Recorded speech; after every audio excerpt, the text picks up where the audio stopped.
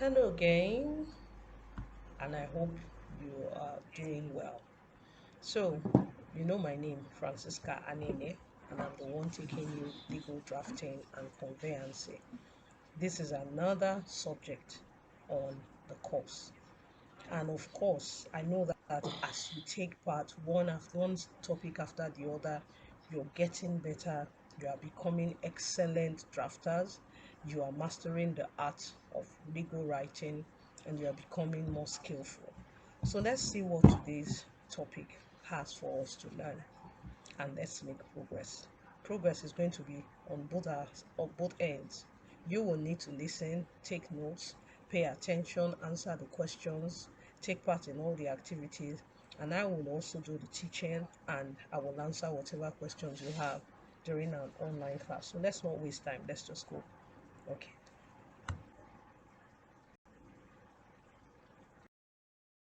And this is our seventh lesson where we'll be looking at sound disposing mind,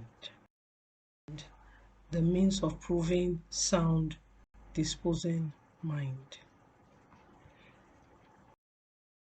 So to our first question, what is testamentary capacity? Testamentary capacity really well implies the capacity of a person to make a valid will. What are the things that a person must have in order to be able to make a valid will?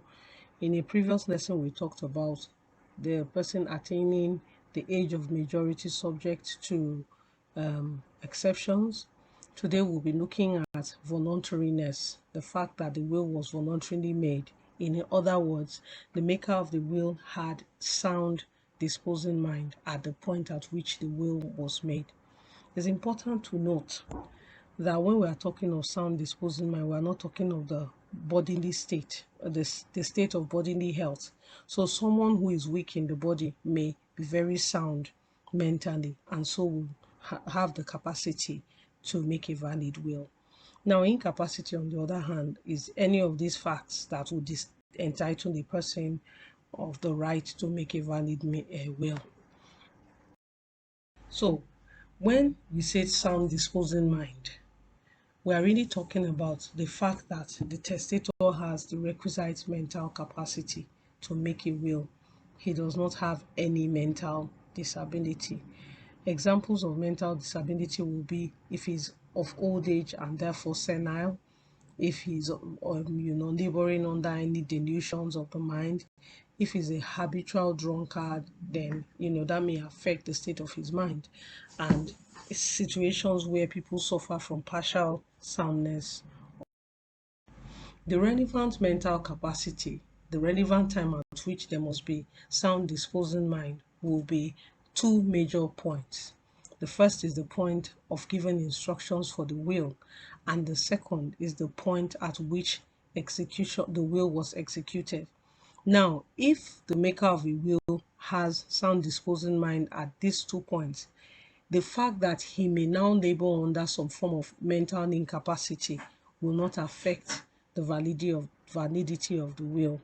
And that was the decision in Banks and Goodfellow, where someone who was suffering from major mental issues, where delusion, right, insane delusions, was proven to have mental capacity at the point he gave instructions for the will and at the point at which he executed the will, and the court held that he had sound disposing mind, even though in between, he was not so lucid. So how do you determine sound disposing mind? Again, Banks and Goodfellow, the test was laid down in Banks and Goodfellow, and there are 4 things you must look for. One, the testator must understand the nature of the act of making a will and its effects. So you must understand that he's not just writing something or saying something should be written, okay, and the implication of the act he's engaging in. Then he must understand the extent of his property and what he's disposing of. So he must be able to tell, these are the number of houses I have, these are the number of cars, these are the number of whatever it is that, his estate is made up of. And then he must apprehend the claims to which he ought to have effect. In other words, he must know who his beneficiaries are, not knowing them as to whether he knows them as people, but the fact that he can identify that these are the persons to whom he wants to give what he has to give. And of course, that is the fourth, understanding of the manner in which his property is to be distributed between his beneficiaries. So he must know who, he must know what, he must know how, and he must know the act that he's engaging in. So now to your first activity. I want you to discuss the features of capacity to make a will.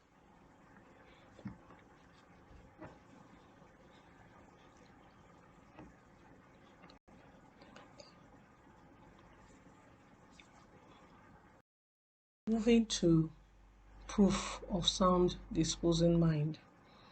How do you prove that the maker of a will had sound disposing mind? There are two things you must that you may rely on. One is the presumption of sound disposing mind, and two is the adducement of positive affirmative evidence in proof of sound disposing mind. And positive affirmative evidence can be oral or documentary evidence. We'll talk about examples of such later. And then it's important to note that the party who proves sound disposing mind is not necessarily the party who is challenging the will and therefore saying that the testator did not have sound disposing mind, but is actually the propounder of the will. So in the case of Unsefik and Muna, the court rightly identified that here that principle that he who asserts must prove does not apply, because actually the party who is propounding the will, that's the party who is asking for the court to validate the will, is the one who has to prove first that the will is valid in sense of sound disposing mind. And then if he successfully discharges that burden, only then will it now move actually to the other party who is actually the one asserting that there is no sound disposing mind. And then let's go to the two ways I talked about. The first is the presumption of sound disposing mind. The maxim guiding this presumption is the omnia presumuntur maxim. It says omnia presumuntur rete esse acta, meaning whatever is done is presumed to have been done properly. So the rule is that if a will is rational on its face and is duly executed, then there is a rebuttable, please note, it is rebuttable, a rebuttable presumption that the testator was of sound disposing mind at the time that he made the will and executed the will. Remember, we said when you are proving sound disposing mind, you must prove that he had it when he made the will and when he executed. So really, if the testator was sane immediately before making the will, it will be assumed or presumed that sanity continued. If the testator was insane, on the other hand, it would also be presumed that insanity continued. But again, the presumption is rebuttable. And the second way of proving sound disposing mind, I said, is positive affirmative evidence. And in Jenkins' case, we saw that such evidence can be oral or documentary evidence.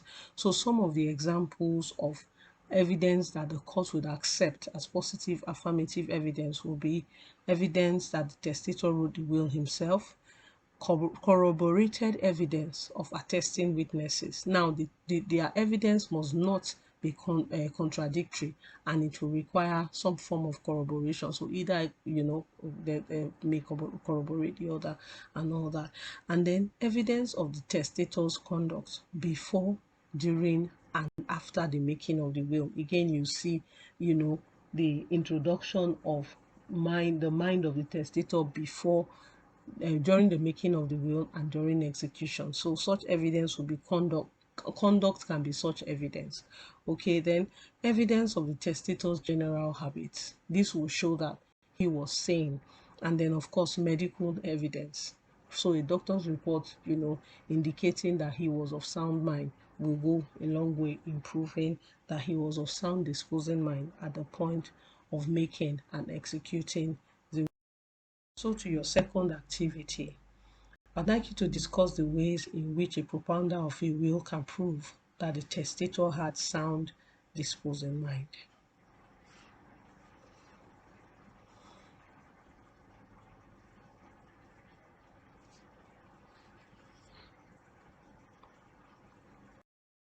So we have come to the end of this lesson, and some of the things we have learned in the lesson is the meaning of testamentary capacity, when a testator will be said that when it will be said that the testator has sound disposing mind, the ways in which sound disposing mind can be proven, and the effect of sound disposing mind or capacity or incapacity on the validity of a will.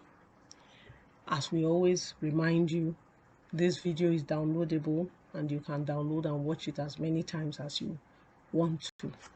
And if you have any questions, you can always post it on the discussion forum and we will discuss it.